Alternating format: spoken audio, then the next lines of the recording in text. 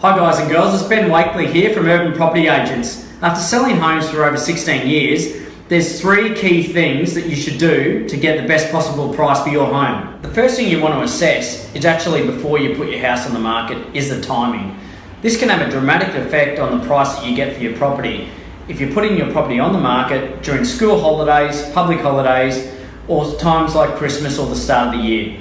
There's less buyers around, so it's not going to get you the optimal price. Number two is the presentation of your property. Make sure you fix all those little odd ends around the house and take your owner's hat off and don't get too emotional about it and pretend you're a buyer and start from the front and walk through your home and look at all those little things that a buyer may notice and get them fixed up before you go to market. First impressions count, and if a buyer walks in and things aren't all in line, you can lose that buyer straight away, and that can cost you thousands of dollars. The third aspect to look for is the marketing of your property. Now that starts with professional photography, copywriting, and everything that goes with it. It's got to put it out there the right light, and you can't sell a secret.